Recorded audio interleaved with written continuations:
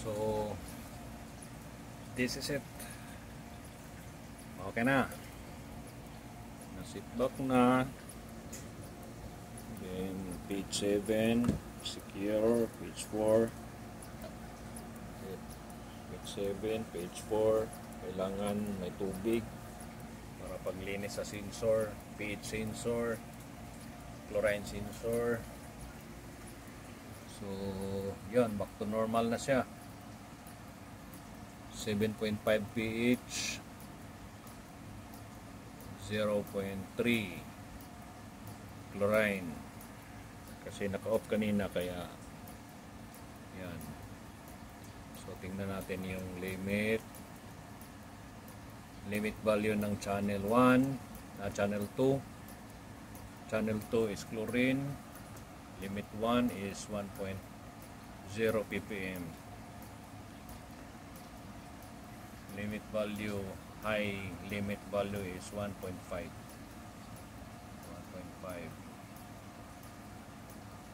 So channel 1 pH limit value 1 7.3,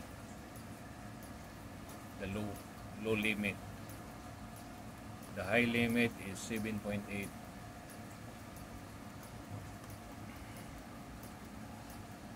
And the control, mag-start siya pag decrease. Pag above siya ng 7.65, magpapumping siya ng 1.0 pH.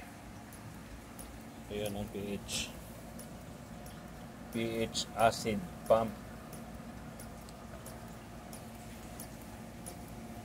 pH acid pump.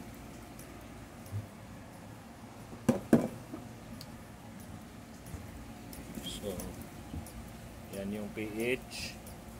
Ito yung chlorine pump. So ito yung dosing pump ng chlorine, dosing pump ng pH. Saka yung motor ng sampling water galing doon sa tab, bagsak siya, i-monitor niya dito sa sensor at sasabihin ng sensor dito sa monitor, at ito ang sasabihin ng monitor na ito ang sinasabi ni sensor. So yan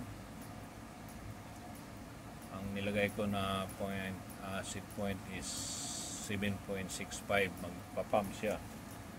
Pag above siya ng 7.65, magpapump ang acid. So i-reduce ang pH level. Importante ang pH level kasi pag mababa ang chlorine, mababa ang pH, ibig sabihin danger siya. Hindi siya good water.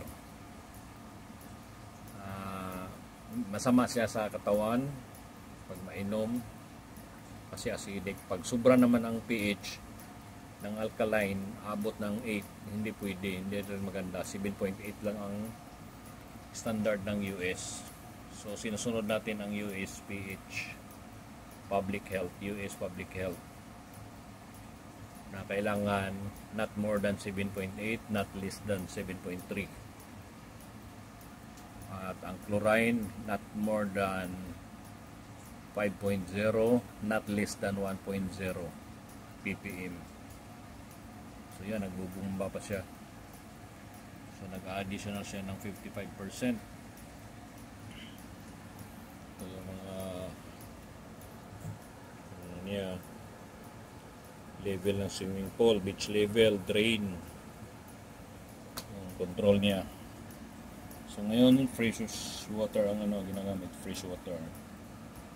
Hindi ito masyado nagamit ang seawater kasi madali magkalawang, masira ang swimming pool. Ito yung pump niya. So ang pump, ito yung flow meter. Kailangan to ng flow meter. Hinahanap to sa sa US. Kailangan mayroon siyang flow meter para makita kung ano yung level ng niya, strong ba yung circulation niya, circulation flow. Natawag siyang flow meter. So ito yung mga filters niya.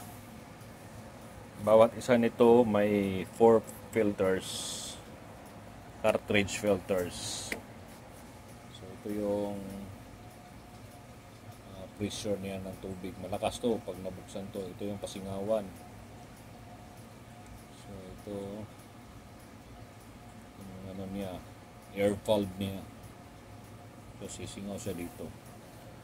So yan, pupunta dito, maghihiting. Pagka-heating, dadaan sa heating, bababa. Pagdating sa baba, iakyat niya. Ipupush niya galing dito sa taas, baba. Tapos ipupush niya sa taas. Papasok sa dito. So ito yung sensor ngayon. So ang sensor nagsasabi ng 30 degrees. So galing doon, 30 degrees ang temperature. So akyat siya. Yung temperature sensor box. Halo siya doon. Pagdating doon sa kabila, ito, distribution niya sa tubig. 1, 2, 3, 4, 5, 6, 7, 8 bulbs. Pupunta na yan sa swimming pool. Buong tubig to.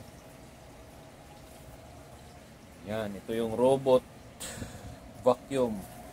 Gagapang-gapang siya sa ilalim ng tubig. Ito yung dry wet vacuum. Panglabas lang. So danger siya. Warning, never mix acid and chlorine. Kasi magkakaroon talaga ng reaction. Kaya ingat siya dito sa kung sino yung